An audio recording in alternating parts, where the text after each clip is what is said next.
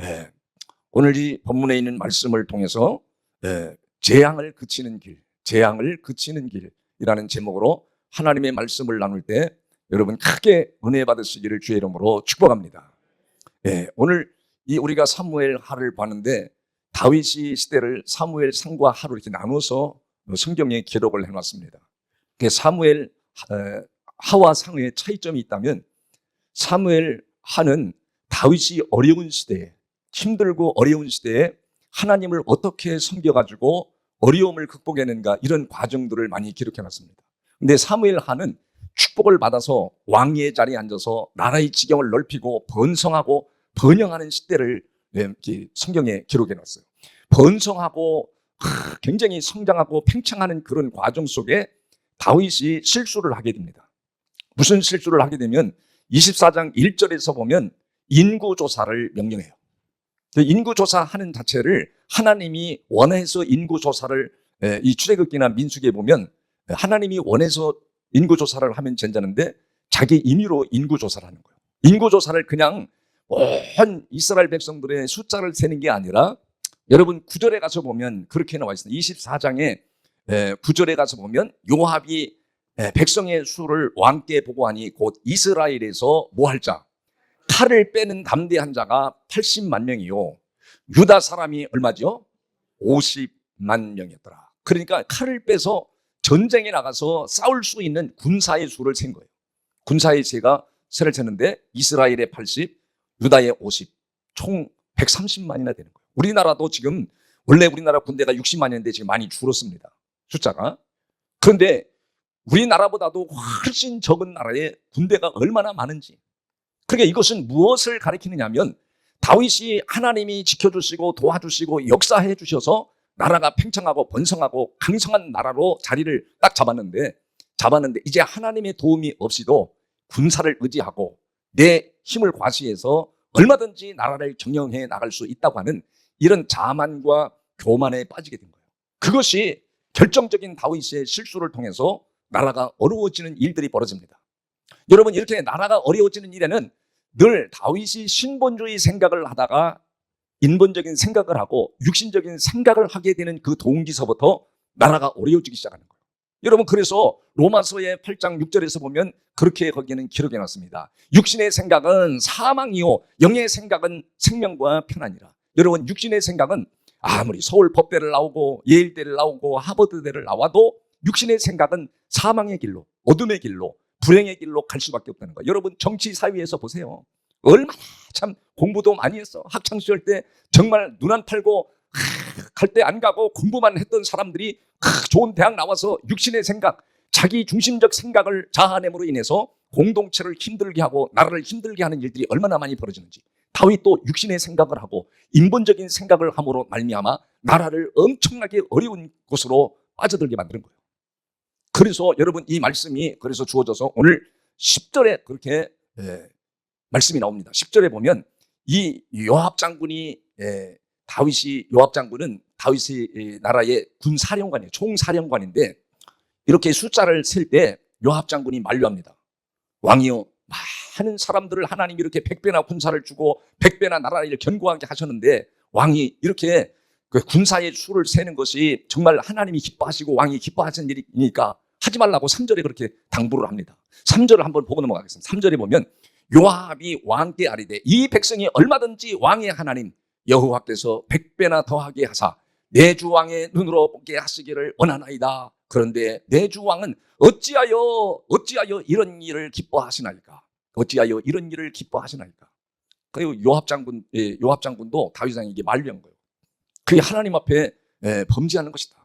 그래서 이 인구조사를 9개월 20일 만에 인구조사를 마치고 요압 장군이 다윗에게 보고하는 게 9절에 나와 있어요. 9절에 나왔는데 그 보고를 9개월 20일 만에 다윗이 보고를 받고 나서 어떤 일이 벌어졌냐면 10절에 보세요. 10절에 보면 다윗이 백성을 조사한 후에 그의 마음에 뭐 있어요? 자책이 일어났어요. 이상하게 막 마음이 억눌리고 어렵고 힘들고 자책하고, 이 하나님, 다윗이 여호와께 아뢰되 내가 이 일을 행함으로 큰 죄를 범하였나이다. 여호와여, 이제 간구하옵나니 종의 죄를 사하여 주옵시고 내가 심히 미련하게 행하였나이다 하니라고 하나님 앞에 회개를 합니다. 그런데 이 회개를 입으로 지금 고백하기 시작할 때 하나님의 사람 갓이라는 선자를 하나님이 다윗에게 보내요. 이 갓이라는 선자가 하나님의 음성을 듣고 다윗에게 찾아가서 세 가지를 제안합니다. 왕이시여, 하나님께서 내게 이런 걸 보여주고 알려주셨는데 왕이 세 가지 중에 하나를 선택했어요. 하나님께서 그대로 행하실 겁니다. 첫째는 나라에 7년 동안 기근이 올 것이다. 나라에 7년 동안 기근이 오면 얼마나 힘들겠어요. 그러니까 첫 번째는 나라의 기근이 7년 동안 올 것이고, 두 번째로는 원수들에게 쫓겨다니고 도망다니는 일을 3개월 동안 할 것이다. 다윗은요, 이미 사울 왕 때 얼마나 도망다니고 쫓겨다니는지요. 도망다니고 쫓겨다니고 원수들에게 쫓겨다니고 얼마나 힘든 일인지. 그래서 그것도 선택할 수가 없는 거예요. 세 번째 제시했는데, 갓선지자가 제시했는데 3일 동안 온역, 전염병이 일어날 것이다.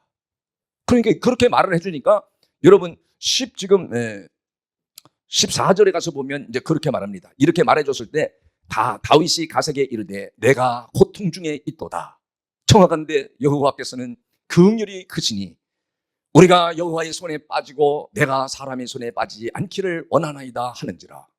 여러분 이렇게 다윗이 하나님 앞에 자기 심중에 고통을 얘기해요. 내가 고통 중에 있다. 근데 하나님은 뭐 하신 하나님이라죠? 긍휼이 크시다. 긍휼이 크시다는 건 내가 실수하고 죄를 짓고 인본적인 생각을 하고 육적인 생각을 해서 나라에 어렵게 만드는 거, 하나님은 이런 모든 실수와 허물을 용서해 주시고 자비를 베푸시고, 그리고 전염병도 하나님께서 멈추게 하실 긍휼의 하나님이시라고 그렇게 믿고 내가 사람의 손에 빠지지 않고 하나님의 손에 빠지기를 원하나이다. 그렇게 고백을 하면서 오늘 17절에 정식으로 하나님 중심을 다해서 회개하기 시작합니다. 그러니까 내가 내 인생에 어둠이 몰려오고 또 사악함이 나를 짓밟고 재앙이 찾아올 때 재앙을 극복하는 길이 여기서 발견되는 거죠. 첫 번째, 중심을 다해서 하나님 앞에 회개하기 시작해요. 17절에 보면 뭐라고 나왔죠? 17절에 다윗이 백성을 치는 천사를 보고 곧 여호와께 아뢰어 이르되 나는 범죄하였고 악을 행하였거니와 이 양무리는 무엇을 행하였나이까? 청하건대 주의 손으로 나와 내 집을 치소서 하니라. 여러분, 양무리는 지금 이스라엘 백성을 가리키기도 하지만 또 작은 공동체로 말하면 교회 공동체를 말하는 거예요. 그러니까 이 다윗은 회개하면서, 자기 중심에 회개하면서 이 공동체가, 이 양무리가 얼마나 귀중한가를 그는 고백하고 있습니다. 그래서 그는 살 길이 열려지는 거예요. 회복의 길이 열려지고 재앙이 그치는 역사가 일어나는 길이 열려버려요. 여러분, 우리가 살아가면서도 이 믿음의 생각을 하는 사람, 육신의 생각을 하고 인본적인 생각을 하는 사람은 가정이 힘들어지거나 나라가 힘들어지거나 이런 거 상관 안 합니다. 여러분, 그런데 이 양무리라는 건 이 이스라엘 나라를 전체를 가리키기도 하지만 작은 공동체는 교회 공동체, 이 공동체가 무너지면 안 된다. 이 공동체가 잘못되면 안 된다는 거예요. 차라리 나를 치소서, 내 아버지 집을 치소서. 그러니까 얼마나 이 회개하면서도 공동체를 위하고 공동체를 사랑한다는 이런 신본적인 생각이 회개하면서 도는 거예요. 여러분이 믿음의 생각을 하고 영의 생각을 하는 사람들은 공동체를 너무 소중히 여깁니다. 가정 공동체를 소중히 여기고, 여러분 가정 공동체를 소중히 여기기 그러면 아멘 해야 될 거 아니에요? 가정 공동체가 나 자빠지거나 파기되거나 문제가 생기거나 그냥 평범하게 생각하면 안 되잖아요. 교회 공동체가 허물어지는 것을 원하는 걸 누가 제일 원하겠어요? 마귀가 원하고, 육신적이고 인본적인 생각을 한 사람은 자기 생각밖에 안 해요. 교회 공동체가 어떻게든 상관 안 합니다. 그런 것 때문에 인생에게 몰려오는 재앙이 몰려오고 슬픔이 몰려오고 어둠이 몰려온다고 하는 것을 성경이 우리에게 암시해 주는 거예요. 그래서 하나님 앞에 첫 번째 회개를 중심을 다해서 회개하고, 공동체 이 양무리를 하나님, 이 양무리를 귀하게 해달라고. 이 양무리가 무엇을 잘못했습니까? 그러니 나와 내 아버지 집을 치소서 이렇게 회개했더니 갓이라는 선자, 하나님의 사람을 보내서 그 재앙을 그치는 방법을 알려줘요. 재앙을 그치는 길을 알려줍니다. 바로 재앙을 그치는 길이 바로 뭐냐? 두 번째 나오는 내용이 뭐냐면 19절에 보면 다윗이 여호와께서 명령하신 바 갓이 말대로 올라가니라. 그러면서 20절에 그 길을 알려준 거예요. 아라우나가 바라보다가 왕과 그의 부하들이 자기를 향하여 건너옴을 보고 나가서 왕 앞에서 얼굴을 땅에 대고 절하며 그러면서 21절에 정확하게 그 이야기를 해준 거예요. 다 같이 한번 해봐요. 이르되 어찌하여 내 주 왕께서 종에게 임하시나이까 하니, 다윗이 이르되 내게서 타작마당을 사서 여호와께 제단을 쌓아 백성에게 내리는 뭐라 그래요? 재앙을 그치게 하려 함이라 하는지라. 가선자가 하나님 앞에 음성을 듣고 하나님이 보여주는 것을 다윗에게 알려줬어요. 어디로 가라고 그러죠? 이 아라우나 타작마당으로 가라. 이 아라우나라고 하는 타작마당에는 원래 아브라함 때 이삭을 바쳤던 장소예요. 그리고 나중에 솔로몬 시대에 거기에 성전을 짓던 장소고, 예수님 시대에 여기에서 아라우나 타작마당에서 예수님이 십자가에 못 박히신 거예요. 그리고 굉장히 중요한 장소, 하나님이 다른 데 가서 제단을 쌓지 말고 거기에 가서, 그곳에 가서 쌓라는 거예요. 그곳에. 여기에 주는 암시하는, 우리에게 주시는 메시지가 얼마나 많은지. 여러분, 그래서 이곳에 가서 재앙을 그치게 하려고 뭘 하랬어요? 여호와를 위하여 제단을 쌓아라. 여호와를 위하여. 여러분, 거기에 보면 나오잖아요. 여호와를 위하여 제단을 쌓아라 나와요. 오늘 25절에도 그 말이 나와. 25절에 있는 말씀을 한번 보겠어요. 25절 다 같이 시작. 그곳에서, 그곳이 어디죠? 아라우나. 여호와를 위하여 제단을 쌓고, 그러면서 여러분 18절에도 거기에 그 말씀이 나오잖아요. 18절에 보면 이날에 가시 다윗에게 이르러 그에게 아뢰되 올라가서 여부수 사람 아라우나의 타작마당에서 누구를 위하여? 여호와를 위하여 제단을 쌓아라. 여호와를 위하여 제단을 쌓는 것이 다윗에게 찾아온 뭘 이길 수 있어요? 재앙을 그치게 하는 방법이라는 거예요. 어떤 재앙을 만났죠? 3일 동안에 전염병이 나라에 돌았는데 얼마나 많은 사람들이 죽었느냐. 여러분 15절에 보면 그 말씀이 구체적으로 나타나 있습니다. 여러분 15절에 보니까 이에 여호와께서 그 아침부터 정하신 때까지 전염병을 이스라엘에게 내리시니 단에서부터 부엘세바까지 백성의 죽은 자가 얼마나 된대요? 7만 명이라. 얼마나 많은 사람들이 죽어나가는지. 여러분 가족들 중에서 자식이 하나 죽어나가고 남편이 죽어나가고 아내가 죽어나가는 모습을 여러분 현장에서 봤다는 거예요. 여러분 죽어야 될 때 죽지 않고 노년이 되어서 80이 되고 90이 되고 100살이 되어서 세상을 떠난들 얼마나 누가 그렇게 괴로워하고 슬퍼하겠어요. 근데 젊은 나이에 전염병을 통해서 20대, 30대, 50대 사람이 쓰러져 나가는 거예요. 그걸 가족들이 봤을 때 얼마나 억장이 무너지고 마음이 찢어지겠어요. 우리나라도 이 전염병으로 지금 3년째 고생하잖아요. 전염병을 통해서 죽은 사람, 멀쩡했던 사람이 죽었고 백신을 맞아 죽고 후유증이 일어난 사람들이 얼마나 많아요 지금. 여러분 생각하면 너무너무 고통스러운 일들 아니에요. 근데 사람들이 막 죽어가는 걸 지도자로서, 왕으로서 다윗이 그걸 본 거예요. 야, 주변에서 사람들이 전염병을 통해서 막 쓰러져 나가는데 7만 명이 죽어나간 거예요. 3일 동안. 다윗이 억정이 무너지는 거죠. 지도자로서, 올바른 지도자로서, 민족의 지도자로서, 하나님의 사람으로서, 영적인 사람으로서 회개하면서 하나님 재앙을 그치려면 어떻게 해야 되는가? 가천자가 와서 여호와를 위하여 제단을 쌓아. 여호와를 위하여 제단을 쌓아. 이 제단은 쌓는 건 오늘날 말하면 예배 아닙니까? 예배는 나를 위해 드리는 것이 아니라 하나님이 기뻐하시는 예배를 올려드리는 것을 말하는 거예요. 하나님이 기뻐하시는 제사를 올려드리는 것. 그 제사를 올려드릴 때 여러분에게 찾아오는 심심한 여러 가지 어려움과 슬픔과 고난과 재앙을 그치게 하신다는 거예요. 여러분 그걸 그치지 못한다 할지라도 내가 번제를 온전히 드림으로 내 영혼이 구원받는 거, 내 영혼이 영생의 복을 얻는 거 여러분 감사하고 고맙게 생각하기를 주의 이름으로 축복합니다. 그래서 여러분 이 사건이 진행하기 위해서 아라우나의 집에 타작마당에 다윗이 찾아왔잖아요. 찾아와서 이걸 살려고 했더니 아라우나가 뭐라고 했는가? 여러분 22절에 가서 보니까 그랬어요. 아라우나가 다윗에게 이르되 원하건대 내 주 왕은 좋게 여기시는 대로 취하여 드리소서. 번제에 대하여는 뭐가 있대요? 번제에 대한 소가 있고 또 뗄 나무에 대하여는 마당질하는 도구와 소의 멍에가 있나이다. 멍에가 있다. 그 다음 절에 이제 그렇게 말하는 거예요. 이 아라우나가 얼마나 사람이 좋은지 다윗 왕에게 뭐라고 조건을 붙이느냐면 왕이여 아라우나가 이것을 다 왕께 드리나이다. 제공해 드리겠습니다. 왕께 드리겠습니다. 또 왕께 아뢰되 왕의 하나님 여호와께서 왕을 기쁘시게 받으시기를 원하나이다. 하나님이 기쁘시게 받으실 겁니다. 이렇게 다윗이 아라우나가 믿음으로 다 제공해 준다고 모든 걸 제공해 줄 테니까 하나님이 기뻐하시는 제사를 올려드리세요. 제단을 드리세요 그랬더니 다윗이 그 다음 절에 얼마나 놀라운 고백을 하는 24절에 그래요. 왕이 아라우나에게 이르되 그렇지 아니하다. 내가 값을 주고 네게서 살리라. 값 없이는 내 하나님 여호와께 번제를 드리지 아니하리라. 번제를 드리지 아니하리라 하고 다윗이 은 50세겔로 다장 마당과 소를 샀다는 거예요. 여러분이 이 예배를 드리는 거 여러분 얼마나 귀합니까? 여러분이 이 예배를 드리는 것 때문에 내가 손해본다고 생각하는 인본적인 생각, 육신적인 생각을 하는 사람들은 예배 드리는 거를 소홀히 해버리잖아요.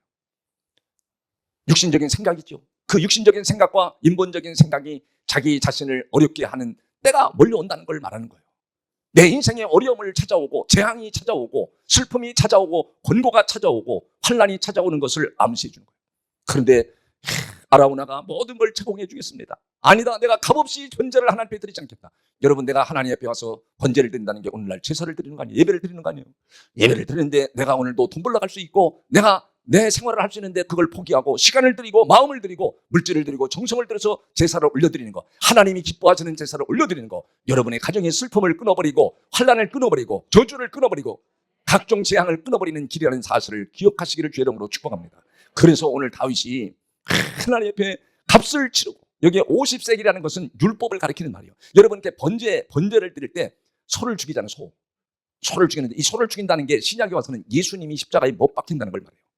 왜? 인생들은 율법으로 살고 또 율법을 지키지 못하고 인본적인 생각, 육신적인 생각을 다 할 때마다 하나님 앞에 가서 번제를 드리는 거예요. 양을 잡아드리고 소를 잡아드리는 번제를 드려요. 그 번제를 드린다는 것이, 거기서 드린다는 것이 무엇을 가리키냐? 인간은 계속 살아가면서 계속 율법을 지키지도 못하면서 율법으로 살려고 몸부림치고 발버둥을 칩니다. 그 율법으로 살아도 성경은 어떻게 되느냐? 율법으로 사는 사람들은 어떻게 말하냐? 이 신명기 28장 58절부터 61절까지 한번 가보세요. 신명기 28장 58절에 보면 내가 만일 이 책에 기록한 이 율법의 모든 말씀을 지키지 아니하고 내 하나님 여호와라 하는 영화롭고 두려운 이름을 경외하지 아니하면, 이 책에 기록된 대로 율법을 지키지 아니하고 영화롭고 두려운 그 하나님 이름을 경외하지 아니하면 그러면서 뭐가 나와요? 여호와께서 내 재앙과 내 자손의 재앙을 극렬하게 하시리니 그 재앙이 크고 오래요. 그 질병이 중하고 오래할 것이니라. 여러분, 질병이 정신적 질병, 영적인 질병, 마음의 질병이 오래될 것이다. 여러분, 이렇게 복음을 알려주고 진리의 말씀을 알려줘도 여러분 듣지 못하는 사람을 기목을이라고 합니다.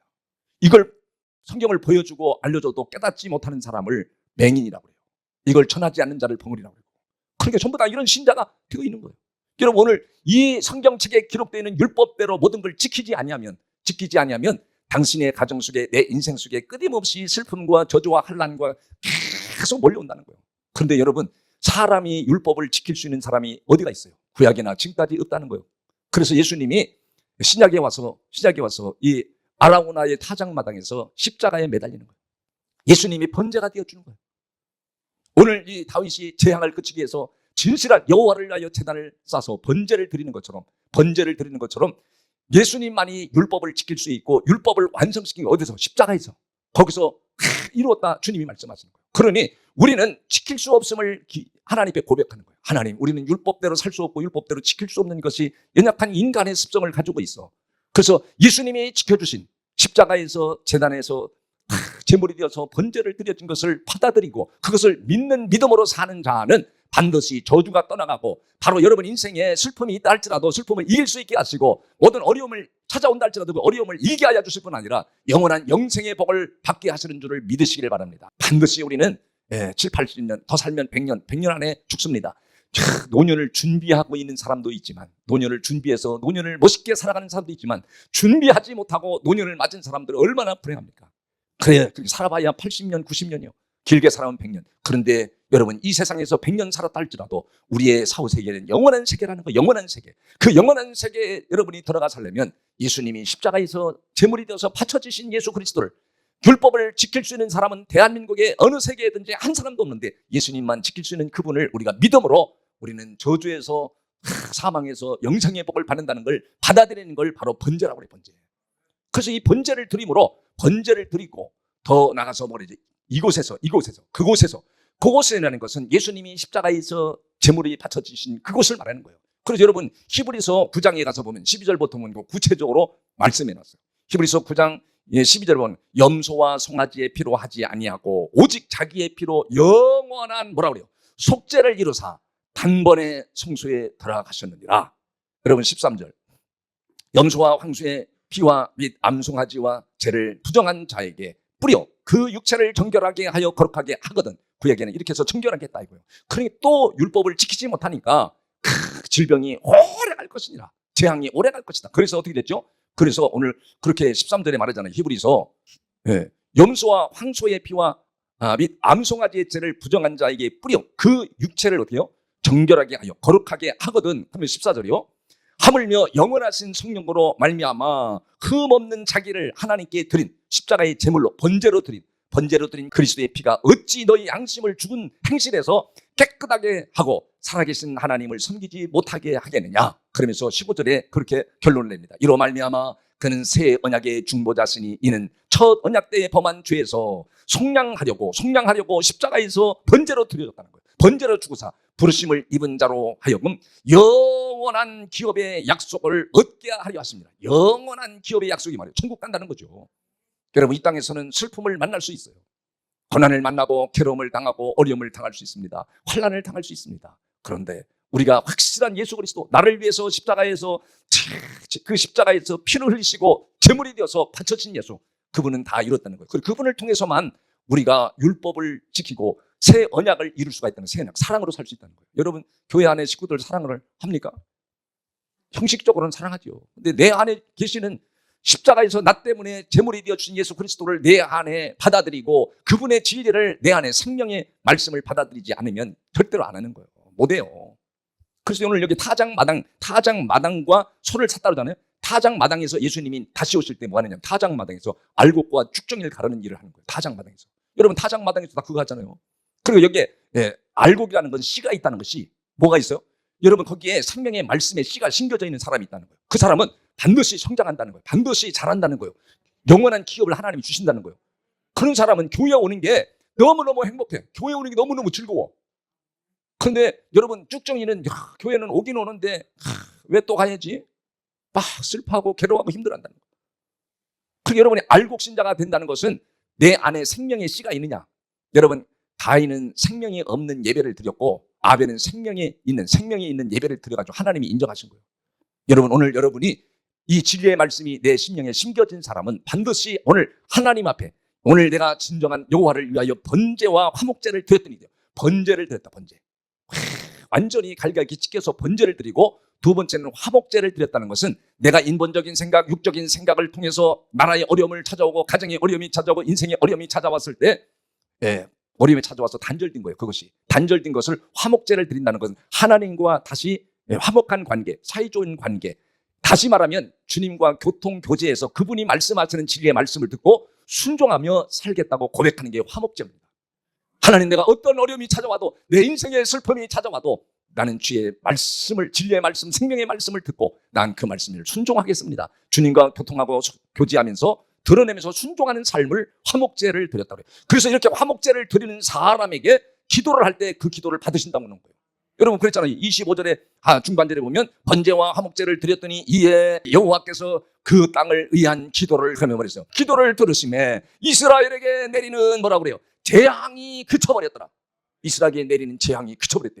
여러분, 재앙이 그쳐버리는 이 놀라운 역사, 내 마음의 슬픔과 어둠이 나를 사로잡고 나를 힘들게 했는데 이것이 그쳐버렸어. 내 마음에서 무언가 환경이 변한 건 없는데 내 마음에서 어딘서 모르니까 이 알곡 같은 씨앗, 생명의 씨앗이 내게 심겨지고 바로 예수 그리스도가 나를 위하여 십자가에 제단을 쌓으시고 거기에서 번제가 되어서 바침으로 모든 걸 다 이루었다고 하시는 이 진리의 말씀을 받아들임으로 인해서 환경은 변한 게 없는데 내 마음에부터 영의 생각이 막 북불어 오면서 감사와 기쁨이 올라오잖아요.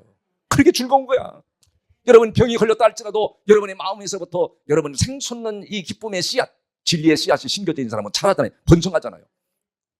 그러므로 여러분, 잠언 18장 14절에도 그러잖아요. 사람은 그 심령의 병을 능히 이기려니와 심령이 상하면 그것을 누가 일으키겠느냐. 여러분, 심령이 상한다는 건, 상하면 아무것도 안 된다는 거예요. 야, 친구가 얼마나 좋아, 친구가. 근데 친구가 찾아오는 것도, 야, 오지마, 귀찮아. 내 가족, 친척이 찾아온다. 오지마. 야, 죽겠어, 지금. 그런데 여러분, 내 안에 생동하는 생명의 씨앗, 진리의 씨앗이 심겨져 있으면 오라고. 사람 만나는 게 좋고, 교회 와서 예배 드리는 게 좋고, 교인들과 교제하는 게 좋고, 같이 밥 먹는 게 그렇게 행복하고 좋을 수가 없는 거예요. 믿으시기를 바랍니다. 여러분, 다윗은 그래서 세 가지 때문에 다시 사는 역사가 일어나고 다시 백성들의 재앙이 떠나가 버리고 환난이 떠나가고 곤고가 떠나가는 이 축복의 나날을 보내면서 노년에 죽는 그날까지 부귀 영화를 누리고 살았다고 성경은 말씀합니다. 그럼 여러분도 그와 같은 축복의 주인공이 되기를 주의 이름으로 축복합니다.